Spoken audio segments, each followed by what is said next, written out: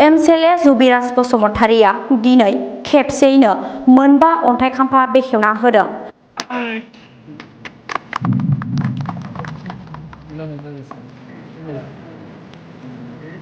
BPF हान्जाया दान मोनब्रैल' सोरखार सालायनाय समावनो थांनाय 5 बोसोर इउपिपिएल हान्जानि बाहायजोबनो हायै माखासे रांफोरजों बिटिसिनि गासै मोन 40था बियाबफोराव बिटिसिनि गाहाय मावफुं सोद्रोमा हाग्रामा महिलारिनि जौगाथायनि खामानि मावनो बिथोन होनाय बायदियै दिनै अन्थाइ खाम्फा बेखेवना होयो।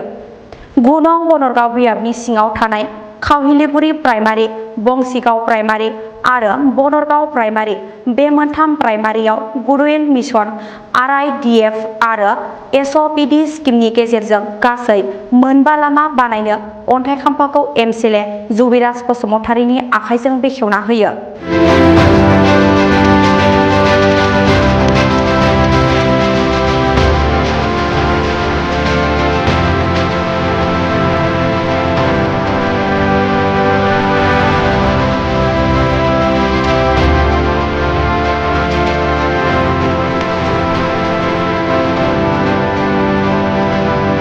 गिबियाव नोंथांमोनखौ गोसो गोरबोनिफ्राय धन्यबाद जासिहरनाय थाबाय।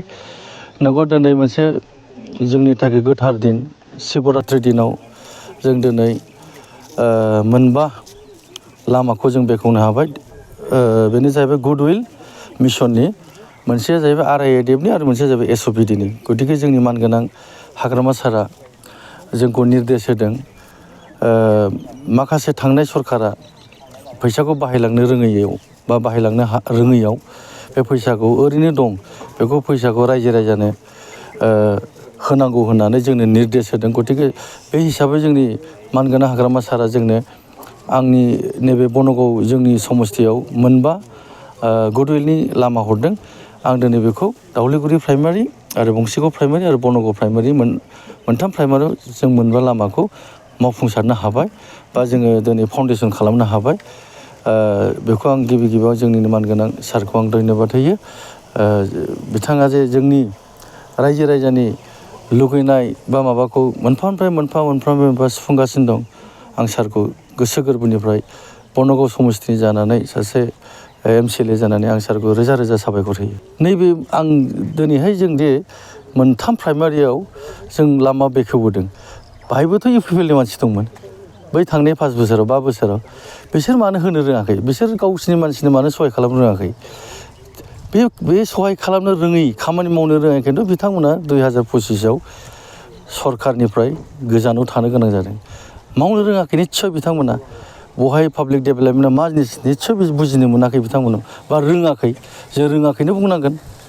रोङोब्ला बेबायदि जायामोन। दिनै 3 मास जानाय लोगो लोगो जोंनि मानगोनां हाग्रामा सारा जोंनि बनगाव समस्तिल' नङा 40था समस्तियाव मोनफायै मोनफा आंनो जेसेबां हरदों एखे रोखोमैनो 40था समस्तियाव साफा एमसिएलएनो बा साफा टिसिएलसि चेयारमेननो, जेराव एमसिएलए गैया, इनसार्ज होदों। बेफोरनो मोनफा एखे समानै रानना होजोबनो थाखा फैसाखौ।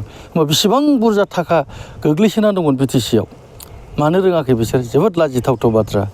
दिनै जोंनि सारा सरकाराव फैनाय लोगो लोगो मोनफानिफ्राय मोनफा बिसिनि थाखासो दे, थांनाय सरकारनि थाखासो। जोंनि फैसाया जोंनाव दासिमबो फैयाखै। जोंनि बिटिसिनि जोंनि गोदान सरकारा बिपिएफ दोलो जे मावनो मोनो बिटिसिआव सरकार, जोंनाव दासिमबो सरकारि भाबै आसनि फैयाखै। नैबे गोदान मार्चनिफ्रायसो इयार एन्डिंनि उनावसो जोङो जोंनि थाखाखौ जों दांनो मोनगोन। नैबे थाखाफ्रा जों दा अनुस्थान खालामबाय थादों सारा गासिबो बिसोर बाहायलांनो रोङै, थांनाय इउपिपिएल सरकार प्रमद बर'नि सरकारा बाहायलांनो रोङै थाखाखौसो जोंनि मानगोनां हाग्रामा सारा जोंखौ मोनफा डेभेलपमेन्ट खामानि बाहायहोगासिनो दङ। मा जायगा बेखेवनानै होखो? दिनै आङो बै मोनसे फुलुंगुरि होननाय दावलिगुरि प्राइमारि सिङाव थानाय फुलुंगुरि टु आमावसारा फिसारिथां मोनसे, आरो बेनिफ्राय बंसिगाव प्राइमारियाव गसकाटा गामियाव जोंनि साउथ गसकाटा एलपि स्कुल मेन रडनिफ्राय गामि सिङाव हाबनाय टाचिं टु नालापारा होननाय मोनसे रड दं, बाहाय मोनसे। आरो बेनि उनावहाय जोंनि नैबे बनगाव केआर रडनिफ्राय थांनाय जोंना फग्रिग्राम लामा दङ। बे फग्रिग्रामाव ससे गसकाटा लामा गाज्रि जाना दंमोन, बेखौबो जोङो होनो हाबाय। बनगावनिफ्राय गसकाटा नांनाय। आरो बिनि उनाव बनगामियाव नैबे टाचिं रड बाहाय मोननै 2 किल'मिटार जों होनो हाबाय आरो बनगाव प्राइमारियाव। जोंनि सारा थांनाय 5 बोसोराव जिहेथु जोंनाव सरकार गैया बे समाव जेब्ला प्रसार अभियान खालामदोंमोन मिटिं दावथिं खालामदोंमोन सारा प्रत्येक मिटिं दावथिङाव बुंदों मोनबा आसनि जोङो बिटिसिआव लागोन। बे जाहैबाय सिगाङाव हा पाट्टा, बेनि उनाव इयुथ्सफोरनो राननाय, फरायग्रा गथ'फोरनो अनसुंथाइ सहाय खालामनाय आरो रिटायारफोरनि थाखाय पेन्सन होनाय आरो बेंगुराफोरनि थाखाय बिसोरनोबो अनसुंथाइ होनाय, बेफोरनो मोनबासो आसनि मेजर आसनिखौ लादोंमोन। सारा दिनै सारा मोनफा मोनफा आसनिखौ फोजोबगासिनो दं। अलरेडि इयुथफोरनोबो थाखाखौ होखांबाय, होगासिनो दं। जे खोथा होदोंमोन 2 लाख करिया होनो होन्दोंमोन सारा अलरेडि बेफोरखौ मावफुंलांगासिनो आरो मावफुंबाय थागोन। थांनायसो 10 फेब्रुवारियाव जोंनि आसामनि मानगोनां डक्टर हेमन्त बिश्व शर्मा सारा बुंलांदों चिफ मिनिस्टारा दे एबार बिटिसिआव 1000 कोटि रां डेभेलपमेन्टनि थाखाय हरनाय जाबावगोन। बे खोथाखौ सारा बुंलांबाय अपेन एक्जेक्टलि 10 फेब्रुवारि जोंनि बिटिसि एकर्ड डे खालि बिथाङा बुंलांदों, बयबो मिथिगौ नोंथांमोनाबो।